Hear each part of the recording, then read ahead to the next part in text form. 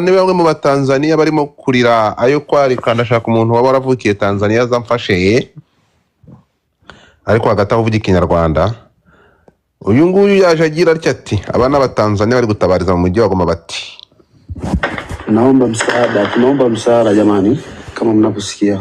Abantu mu byumva ndio wanaita Swahili sanifu, sio Swahili ya kienyeji yenye ya watu wa Goma. Iki ni Kiswahili icyo bita Swahili sanifu. Uyu ni Mtanzania mwumvi.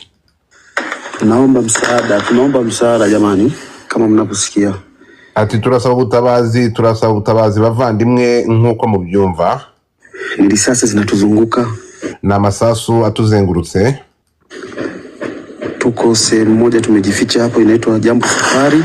Twihisha ahantu hitwa Jambo Safari, jirani na airport ya Goma, ahantu haturanye n'ikibuga cy'indege cya Goma. Jambo Safari hitwa Jambo Safari. Hatuna mtu wa kutusaidia hapa, ntidufite umuntu wo kudufasha n'umwe kutoa hapa cyangwa dukura aha. Tunaomba jamani, turasaba bavandimwe tuishe kwenye magrupu. Hata huko jeshi letu kuna jeshi la UN hapa, ni musharinge ndetse no mu ngabo zacu z'Abatanzania na MONUSCO. Yewe iruhande rwacu hari ikigo cya MONUSCO. Shida ni kwamba hatuna mawasiliano nao, hatuna namba zao, ni jirani sana, ifiki hata kilomita 1. Ikibabaje ntabwo dufite ubushobozi bwo kuvugana nabo, communication yabo natwe ntishoboka, kandi ni hafi cyane, ni nko mu kilometero kimwe. Tunaombeni msaada, turasaba ubufasha. Wa Tanzania 43 turi Abatanzania 43. Hatujui nani anakuja kututoa, ntabwo tuzi umuntu uza kuduha ubutabazi. Maana waasi washatuzunguka, kubera inyeshyamba zamaze kutuzunguruka.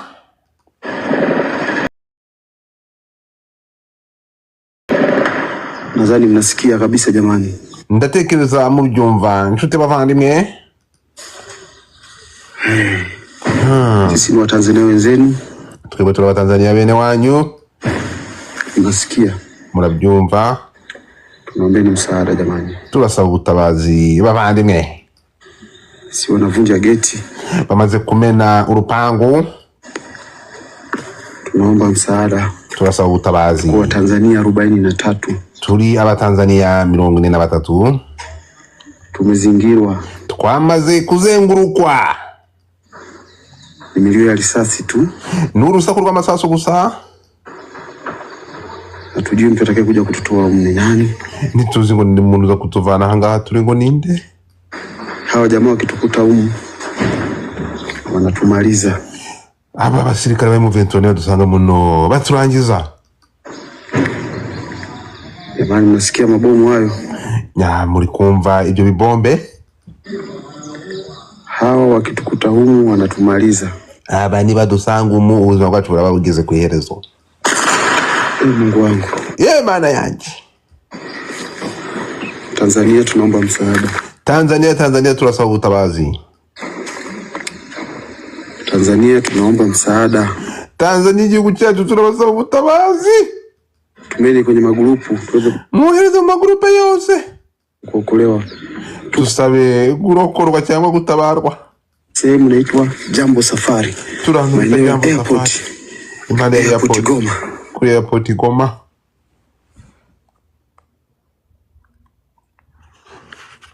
Ngayo nguko ibiri kubera mu mujyi wa Goma, bikomeye mu mujyi wa Gisenyi. Oye, ibi bikuye he? Umuntu binyoherereje. Papi uri Rubavu none aha? Ngewe ntabwo right now ntabwo ndi Rubavu. Okay, tukeneye umuntu Rubavu.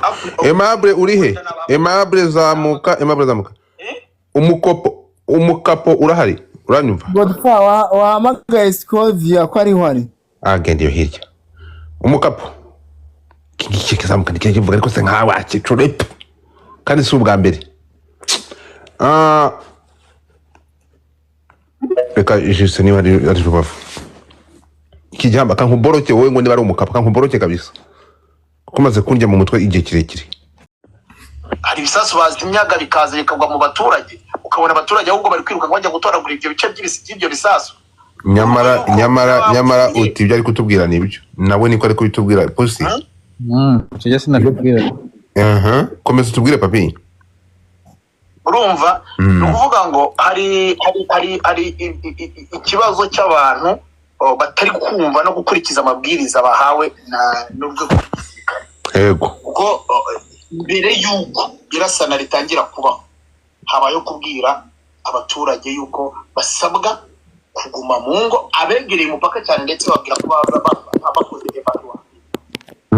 Barevakiwa babegeyeyo kubera yuko urumva amasasu yahegeraga cyane. Rero urumva hari amasasu barasanaga, ariko ababazarendo n'aba FDL bahinduraga imbunda bakarasa mu Rwanda ku bushake.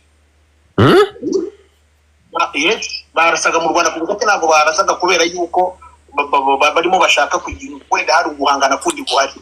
Urumva M23 imanuka iza kuri Petite Barriere, ishaka gufata Petite Barriere.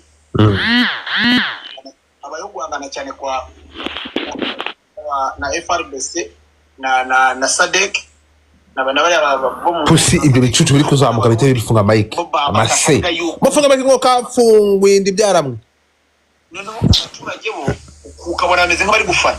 Yego. Uko ni hari na video yatambutse ubona abaturage urubyiruko bari kumanuka bakanyura ahantu ku kigo, bamaze kusasu kiramanuka kigwa kuri iryo shuri, kiguye kuri iryo shuri igisenge kirashambuka. Ubona ibyo byatobotse bigwamo imbere, ariko urabona guturika ni kwabaye nyine kiba cyazimishwe. Urumva rero abaturage ukabona bo bari kujya gutoragura ibyo bice by'ibyo bisasu. Urumva ni naho haviriyemo yuko ayo masasu yagiye yinjira. Rero hari abo yahitanye, ariko nta byacitse iri Rubavu.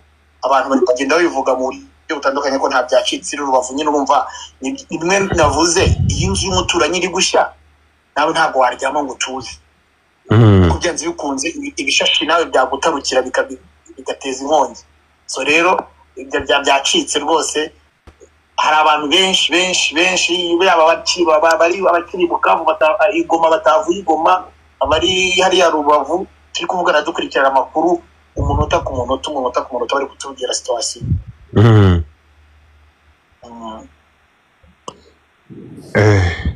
Mubaze ngo ibyuko nta modoka zemerewe guhunga ziva mu Rubavu z'i Kigali se nibyo.